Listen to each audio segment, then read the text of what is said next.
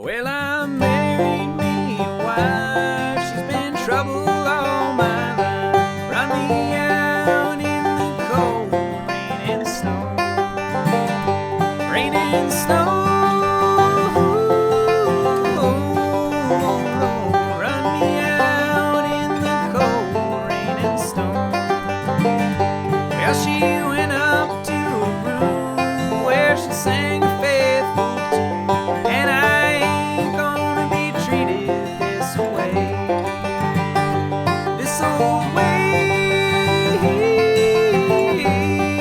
oh Lord, and I ain't gonna be treated this way. She's coming down the stairs, combing back her yellow hair. Well, I'm going where those chilly winds don't blow. Winds don't blow, and I'm going where those chilly winds don't blow. Well, I married me a wife. She's been trouble all my life. Run me out in the cold, rain and snow. Rain and snow. Run me out in the cold, rain and snow. Alright, everyone out there in Banjo Land, Mike Hennig here, coming to you today with a backup lesson. We're going to work on Rain and Snow, or Cold Rain and Snow, in the key of G. So the version that I always think of is the classic Del McCoury band version. Can't get no better than Del. But this song's been done by a bunch of different people over the years. It's kind of in that modal bluesy. We're going to be going back and forth between G and F chords. The chord length of the song is pretty short, so we're going to get a lot of repetitions working on the same little section, but a lot of little bluesy variations on how to create that kind of slow, drive-in modal bluegrass sound that's really popular on a lot of songs. So we got 4 times through the backup, so a verse and a chorus 4 times, so a whole bunch of material to work through. I'll break it down all note for note as I just played at the beginning of the video, show all the left hand and right hand tricks and tips needed to play the song. But enough talking, let's jump into this backup lesson for Rain and Snow. Here we go. Alright, so let's start breaking down this backup lesson for Rain and Snow. So a couple things before we get into the actual tab. Let's just talk about this style a little bit. Sometimes it's called modal, sometimes it's called the mountain sound. But what we're doing on this lesson is we're kind of playing in between major and minor. Technically, our chords are major, but a lot of the notes that we play are going to be minor. And that can trip people up sometimes. But one kind of tip is to stay away from the major third. So we're not going to hit this open second string a lot in this song, kind of giving it that happier major sound. Like I said, the major third. So that's one thing you're just going to want to take note of in this tab is we're almost never going to hit that open second string at all. On the F chord, the other chord in the song, you can use the major third. It'll sound okay.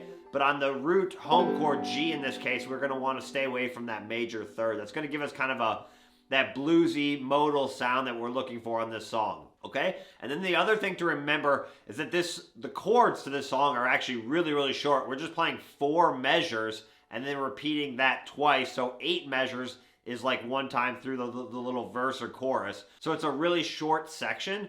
So just know that a lot of these licks and ideas from this whole tab could be interchangeable into different spots. So that you know you can take your favorite licks, move them around.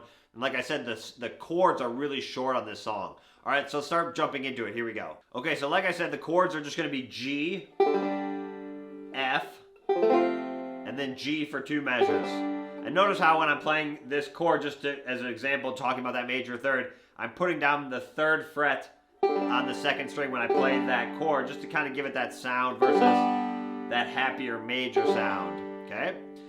So that's the chords to this song, just G, F, G for 2 measures, and then it starts over G, F, G for 2 measures. Okay, so pretty short. So just keep that in your mind. That's the form that we're going to be working on, whether we're playing any of the backup parts. Okay, so we're going to start with just kind of some classic backup. I like doing this pinch on the 3rd string and 1st string with my index and middle finger. Kind of that like pow, I call it. So you like, and then instead of a 2-5 slide, we're going to do a 3-5 slide. Like I said, avoid the 2nd string. So we're using a forward roll, so I pinch, and then thumb, index, middle, thumb, index, middle. You can't loop it because it starts and ends with your middle finger, but you can practice it. The other thing I like to do with that roll, start with them all the same volume, but I like to kind of accent my middle finger, my right hand when I play that. I think it gives it kind of a cool rhythm and groove. Hear that? You get this kind of syncopated rhythm that's really cool. Okay, so that's measure 1, not too hard. You can also try that without the pinch if you wanted to just play like the open third string on its own. I might do that with my thumb and my right hand then. That one you couldn't loop then. But I really like doing that pinch. You could also try the pinch with your thumb and middle finger of your right hand.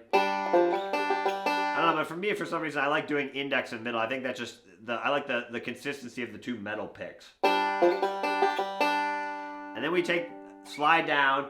You could also do that slide with your third finger. A lot of these slides on the third fret are going to be kind of interchangeable with your second and third finger. A lot of times I like using my second finger, but sometimes my third finger will get in there as well. But what we're going to do then is we pinch, slide, and then I'm going to go down into an F chord, and this time you do have to use your third finger. And I'm going to put that finger down on the third fret of the fourth string, play that note twice, 2 quarter notes. And then I've got my F-shaped chord down, so I've got my middle finger on the second fret of the third string, index finger first fret, second string, and pinky up on the third fret of the first string. So I'm going to do this roll. So thumb, thumb, middle, thumb, index, middle. So it's 2 quarter notes followed by eighth notes. 1, 2, 3, and 4, and. So let's put those two together. So you have.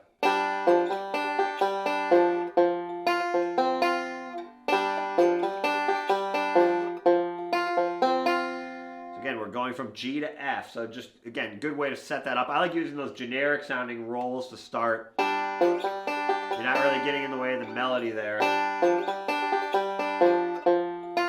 Same with a roll like that, you're not really getting in the way of the melody. And then we have a little fill lick. So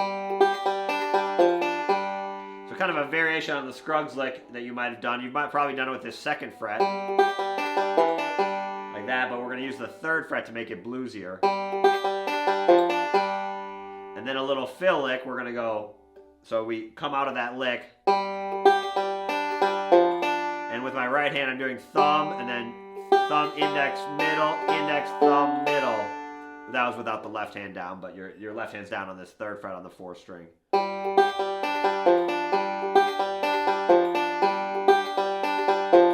So great little fill backup lick. And then we do this lick, so thumb on the third string, thumb on the fifth string, and then a little backwards roll. So we go, you put your index finger on the first fret of the second string, ring finger third fret of the third string, and do this backwards roll. So M-I-T-M, thumb. And I'm just doing a little bend. You'll see there's a little arrow pointing by that 3 on the tab. Giving a little it's kind of like a little attitude. You don't have to do that, but I think it sounds good. So that lick sounds like this.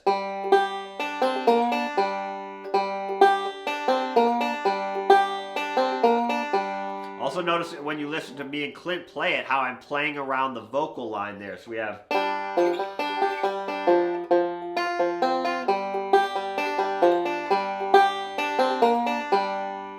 And then another 3/5 slide. Down to F, similar lick, just a different right hand pattern. We're going to go. Just a different set of strings really than measure 2. You could also do measure 2, but it's just kind of a different set of strings. We're going thumb, thumb, and then like more of a backwards roll. So M-I-T-M. Just my left hand just has that full chord down. And then we have a little lick here. So take off your middle finger and ring finger and kind of keep these 2 fingers down. You're going to go.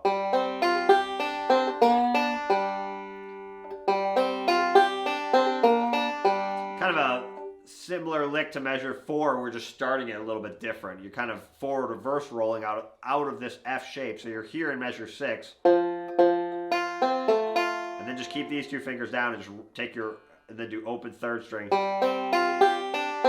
then come backwards and use your third finger. So you have, and then just like an alternating thumb roll, outside strings, thumb, middle, and then, and I like using my middle finger for that. What does that measure? 8. And that's where the song actually starts over right there. So that's just a nice little walk kind of back up. And then right here we're going to slide. So that's where it starts over. So we have. So let's play those first 8 measures just a little faster. So we have.